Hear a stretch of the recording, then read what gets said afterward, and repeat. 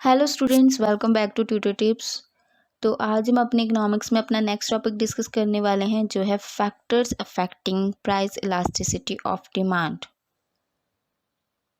Price elasticity का meaning और इसका फॉर्मूला कि हम इसको कैसे कैलकुलेट करते हैं एंड इट्स टाइप्स और डिग्रीज को हमने लास्ट लेक्चर में डिस्कस किया था। अगर आपने वो वीडियो नहीं देखी तो मैं उसका लिंक दे रही हूँ डिस्क्रिप्शन में, आप आई बटन पे क्लिक करके उसको देख सकते हो। तो आज हम डिस्कस करने वाले हैं फैक्टर्स जो इस प्राइस इलास्टिसिटी ऑफ डिमांड को अफेक्ट करते हैं। So let's begin. The first one is nature of commodity. किसी भी कॉमोडिटी की प्राइस इलास्टिसिटी ऑफ डिमांड इस चीज़ पे डिपेंड करती है कि कॉमोडिटी जो कंज्यूम की जा रही है उसकी नेचर कैसी है। अगर तो वो कॉमोडिटी नेसेसिटी गुड है, like salt, sugar, match boxes, तो उनके लिए प्राइस इलास्टिसिटी ऑफ डिमांड हमेशा लेस देन यूनिटी होगी, क्योंकि प्राइस में कुछ भी चेंज आने से उसकी डिमांड अफेक्ट नहीं होगी। कंज्यूमर्स उसको परचेज करेंगे ही करेंगे, प्राइस चाहे कुछ भी हो। वेयर एज अगर हम लग्जरी गुड्स की बात करें तो उनकी जो प्राइस इलास्टिसिटी ऑफ डिमांड है वो ग्रेटर देन यूनिटी होती है, मतलब वो वन से ज़्यादा होती है कि प्राइस में थोड़ा सा भी चेंज उसको बहुत ज़्यादा, उसकी डिमांड को बहुत ज़्यादा अफेक्ट करता है।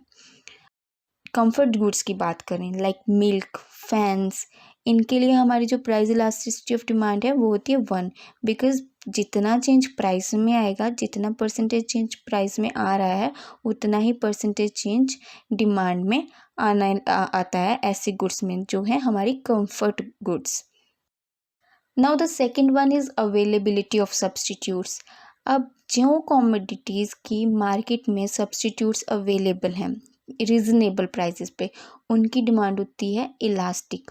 अब सब्सटीट्यूट गुड्स कौन सी होती हैं ये हमने पहले भी डिस्कस किया था, जो हम एक दूसरे की प्लेस पे यूज़ कर सकते हैं, like T and coffee, Oreo and hide and seek biscuits, sandals और chappals etcetera.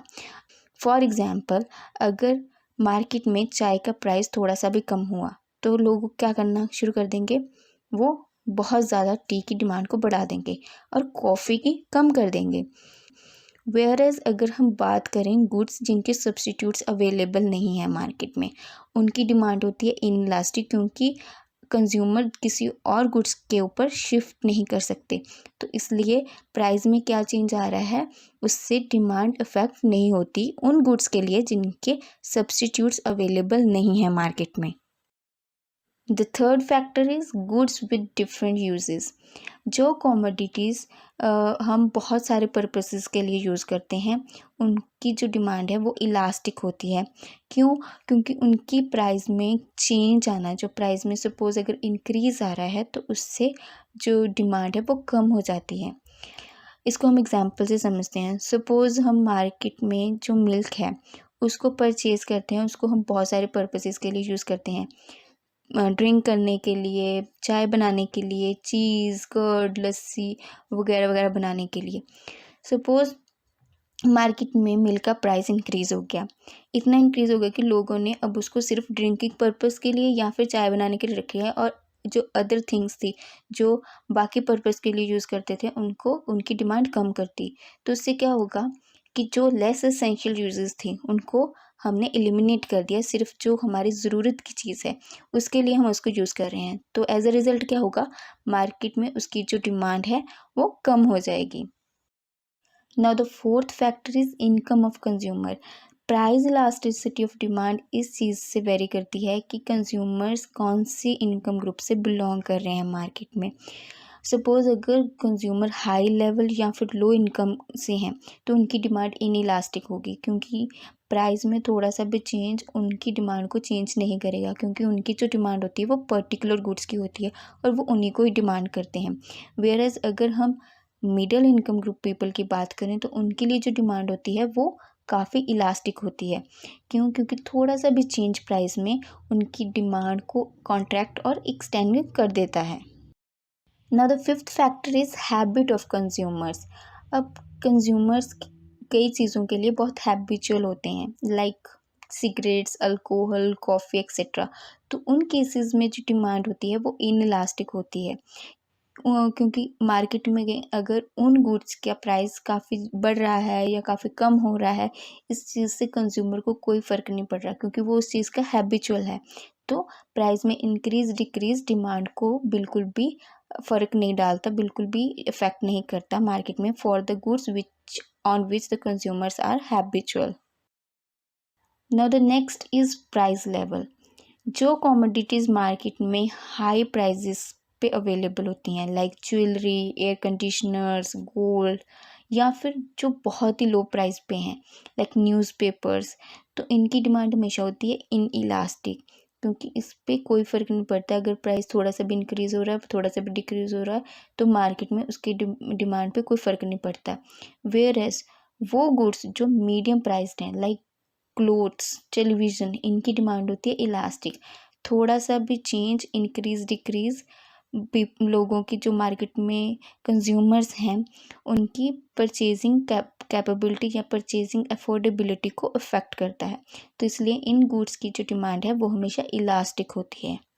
Now the next is time period. किसी भी कमोडिटी की डिमांड हमेशा इनइलास्टिक होती है for a shorter period of time, और अगर हम लॉन्गर पीरियड ऑफ टाइम की बात करें तो वो इलास्टिक हो जाती है। क्यों? क्योंकि कंज्यूमर्स की जो डिमांड है, जो टेस्ट्स हैं, प्रेफरेंसेस हैं, हैबिट्स हैं, वो थोड़े टाइम में चेंज नहीं होते हैं, वो टाइम लेते हैं चेंज होने में।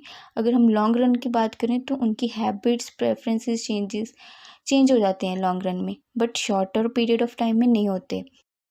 So we can say, in other words, the rise in the price of a commodity will lead to contraction of demand and fall in price to an extension of demand in only long run, not in short period of time.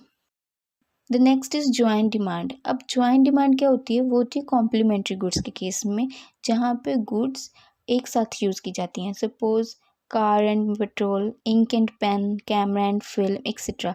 तो इन cases में हमारी जो demand होती है वो inelastic होती है।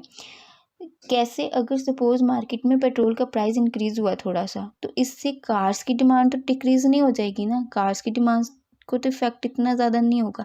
तो इसलिए हम ये कह सकते हैं कि price elasticity of demand joint demand या फिर कॉम्प्लीमेंट्री गुड्स के केसेस में इन इलास्टिक होती है। The next is peak end off peak demand. अब जो कमोडिटीज़ पीक टाइम में डिमांड की जाती हैं उनकी डिमांड होती है इनइलास्टिक, और वेयरएज जो ऑफ पीक टाइम्स में डिमांड की जाती हैं उनकी प्राइस इलास्टिसिटी ज़्यादा इलास्टिक होती है।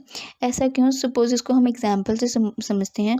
सपोज़ अगर पीक टाइम है, छुट्टियों का टाइम है, सबको पता है लोग घूमने जाएंगे, लोग ट्रैवल करेंगे, होटल्स में रुकेंगे, तो वहाँ पे अगर प्राइस थोड़ा सा इंक्रीज़ हो रहा है तो उससे कंज्यूमर की डिमांड इफेक्ट नहीं होगी, क्योंकि लोग अगर ट्रैवल कर रहे हैं तो लोग वहाँ पे रहेंगे भी, लोग ट्रैवल भी करेंगे, तो डिमांड पे कुछ भी फ़र्क नहीं पड़ेगा, तो इसलिए वो इनइलास्टिक है। अगर हम ऑफ पीक टाइम की बात करें तो लोगों के पास ये चांस होता है कि वो अपना प्लान पोस्टपोन कर सकते हैं, तो वहाँ पे हमारी जो डिमांड है वो इलास्टिक हो जाती है with respect to price. Now the next is proportion of income spent on a commodity. अब जिन कमोडिटीज़ के ऊपर हमारी जो इनकम है उसका स्मॉल प्रोपोर्शन स्पेंड किया जाता है उनकी होती है demand in elastic. For example toothpaste, boot polish etcetera. अगर इनके प्राइस में थोड़ा सा इंक्रीज डिक्रीज हो रहा है तो डिमांड पे इतना ज़्यादा फर्क नहीं पड़ेगा। वेयर एज जो गुड्स जिन पे हमारी जो इनकम का एक लार्ज प्रोपोर्शन खर्च किया जा रहा है उनकी डिमांड होती है elastic. For example clothes, food, televisions etcetera. तो इन केसेस में जो चेंज हो रहा है प्राइस में वो डिमांड को बहुत ज़्यादा इफ़ेक्ट करता है। The last one is postponement of use. अब वो कमोडिटीज़ जिनकी डिमांड हम पोस्टपोन कर सकते हैं उनकी डिमांड होती है इलास्टिक। फॉर एग्ज़ाम्पल अगर हम हाउस की बात करें, बिल्डिंग हाउस, तो उसकी हम डिमांड को पोस्टपोन कर सकते हैं। अगर हम उसको पोस्टपोन करेंगे तो उसके साथ हमारी जो मटेरियल उसको बनाने में यूज़ होने वाला है लाइक ब्रिक्स, सीमेंट, सैंड, उसकी भी जो डिमांड है वो भी इलास्टिक हो जाएगी। वेयर एज जो कमोडिटीज़ जिनकी डिमांड हम पोस्टपोन नहीं कर सकते लाइक फूड, लाइक वाटर, तो उनकी डिमांड क्या होती है हमारी इन इलास्टिक, क्योंकि हम उसको पोस्टपोन नहीं कर सकते। प्राइस कम हो ज़्यादा हो, हमें वो चीज़ खरीदनी पड़ेगी। तो इसलिए जो उसकी डिमांड है वो इनइलास्टिक होती है मार्केट में। तो आज हमने फैक्टर्स पढ़े जो प्राइस इलास्टिसिटी ऑफ डिमांड को अफेक्ट करते हैं। That are nature of commodity, availability of substitutes, goods with different uses, income of consumer, habit of consumers, price level, time period, joint demand, peak and off-peak demand, proportion of income spent on a commodity, and postponement of use. So it was all about today's topic. If you like this video, like, comment and share. And if you have any doubt or you want to ask anything, ask us in comments and don't forget to subscribe our channel. Thank you.